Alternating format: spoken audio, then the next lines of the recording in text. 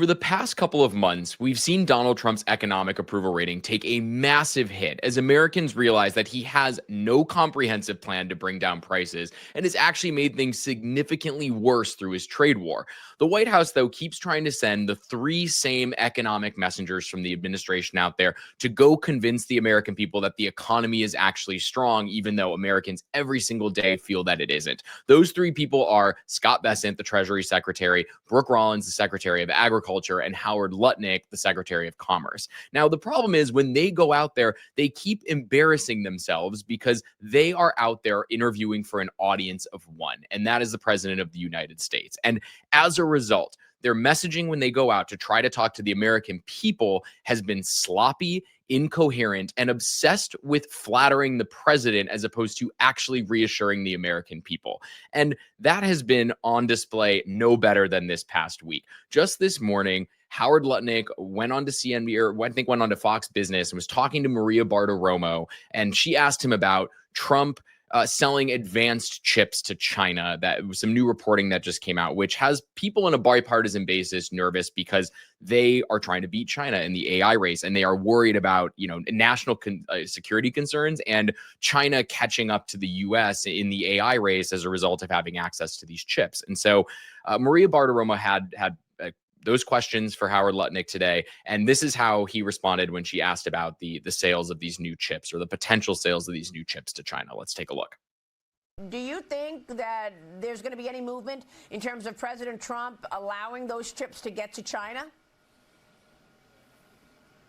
Well, the best part about America is we have Donald Trump in the Oval Office. He's listening to everybody. He's going to think about it. He listens to Jensen from NVIDIA, but he listens to all sorts of other executives, and they all bring these opinions together, and Donald Trump's going to decide what chips, if any, we sell to China. That's on the president's desk. He's going to decide how he wants to take care of it, and that's the benefit of having Donald Trump be the president of the United States, is he's making that decision with advice from everybody, and that's the best part about being in America. You got the best president, the best deal maker. He understands how he wants to play it, and we'll leave it in his hands.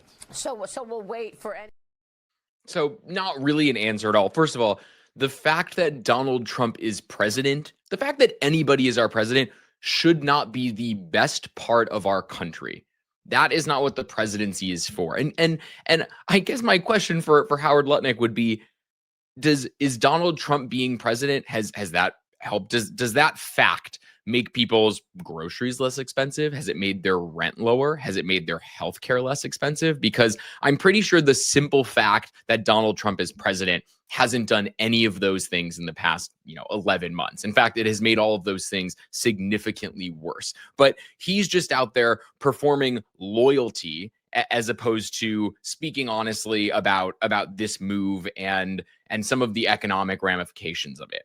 Now, an interesting kind of tie-in to this is that selling these chips to China in the first place, a lot of that is predicated on this trade deal that the U.S. announced with China last night that Trump touted as this huge win and said massive victory for the U.S. And one of the victories that he claimed in this trade deal, last month, is that China was going to start purchasing soybeans from the U.S. again. And the soybean farmers in the U.S. have been hurting deeply this year as a result of Trump's trade war. And basically the 25 million tons of soybeans that China used to purchase from the U.S. has gone down into the hundreds of thousands this year. So you have farm bankruptcies up significantly. And so when this trade deal got announced last month, Trump, as part of this victory, claimed that China was going to buy 12 million metric tons of soybeans from the U.S. Well, Andrew Ross Sorkin had some questions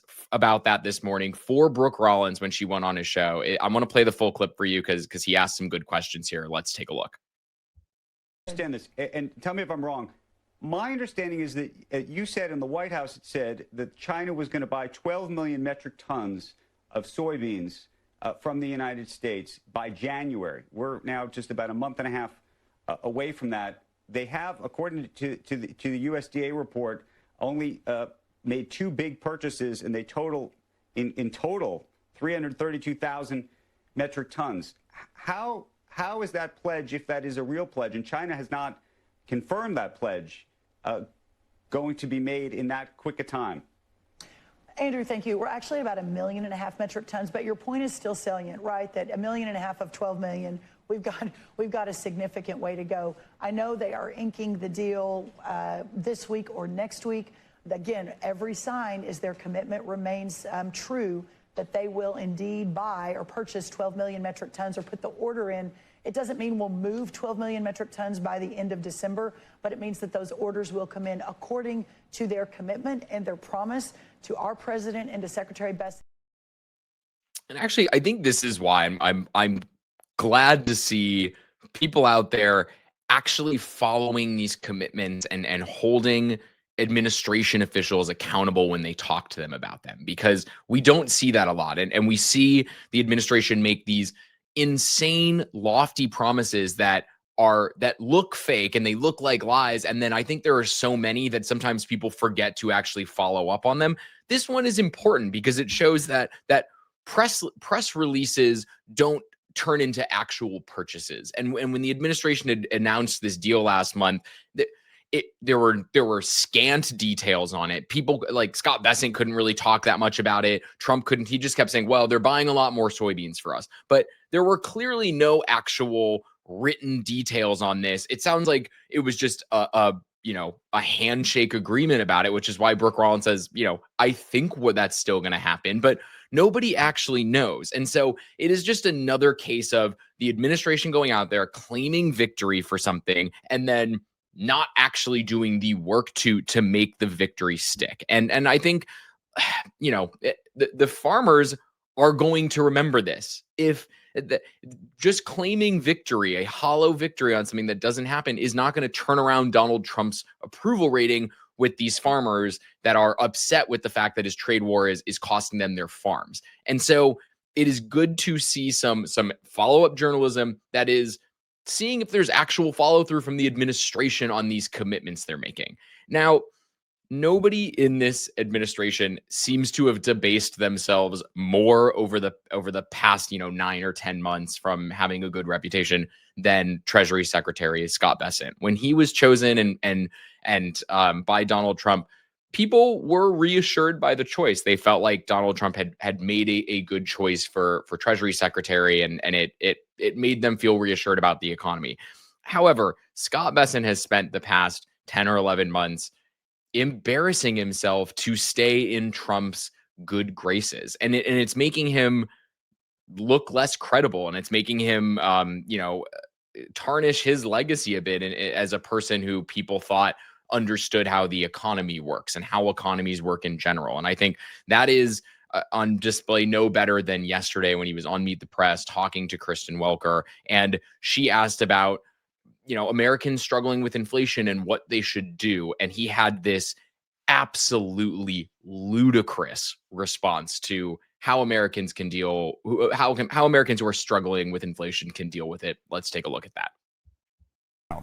Kristen, I can tell you that the Council on Economic Advisors has a study. The best way to bring your inflation rate down? Move from a blue state to a red state. Blue state inflation is 0.5% higher, and that is because they don't deregulate, they keep prices up, energy is higher.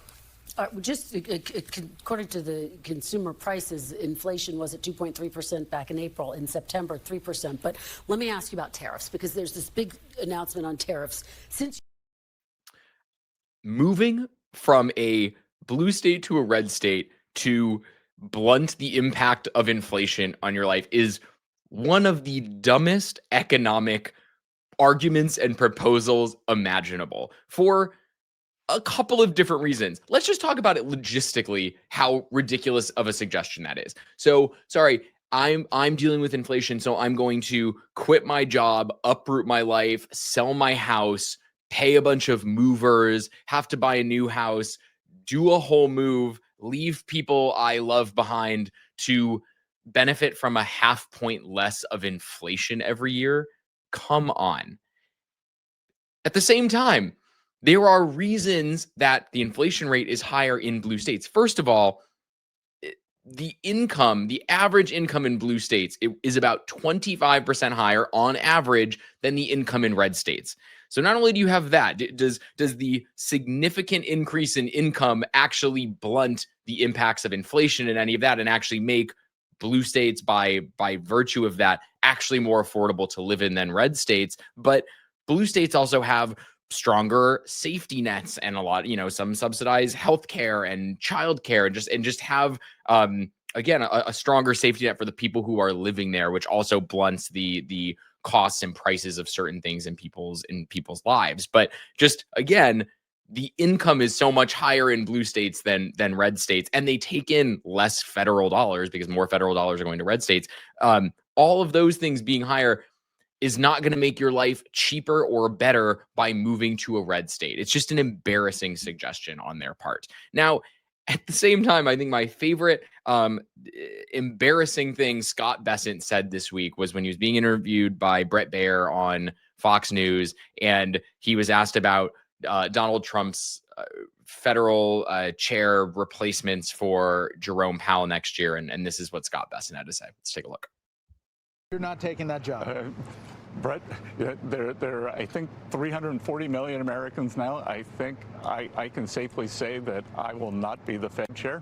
I think President Trump will make a great Fed chair. He has an open mind. He understands monetary policy better than a lot of people on the Fed. The list. And that's what all of these interviews have been.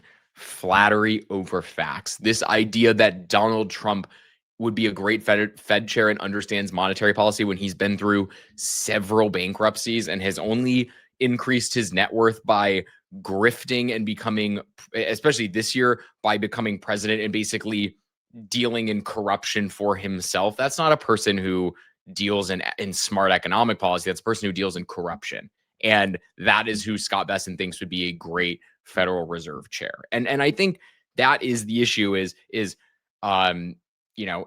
Trump has been upset with Scott Bessent about the fact that Scott Bessent hasn't tried to fire Jerome Powell, even though he doesn't have the power to do that or the authority to do that. But Scott Bessent is going to go up there, try to kiss Trump's ass to make up for it. And that is what this ends up, coming back to, and why the president's numbers keep cratering on the economy is all of these people are going out there and they're not talking to the American people. They are talking to the president. And the president lives in a fantasy world. And so they have to go out there and talk in a fantasy context for the president. But the American people who are sitting home and watching these people are seeing this messaging and saying, this is ridiculous. How do these people believe this? This is not what I'm feeling every day. I'm struggling, and these people don't seem to understand that because they want to talk about how great everything is. And that is not going to change. These people rely on Donald Trump's approval too much. And so they're going to keep going out there. They're going to keep embarrassing themselves. They're going to keep giving the American people bad, sloppy messaging. And it is just going to continue this downward trend we have seen in Trump's approval overall, but especially his approval on the economy, which once upon a time was his strongest issue. That is it for me today. If you liked what you saw in this video, throw a like on it. Follow the Demwins Media YouTube channel. Follow me at buildingthebench.substack.com, and we will keep bringing you the news as you need to see it. Thanks for watching.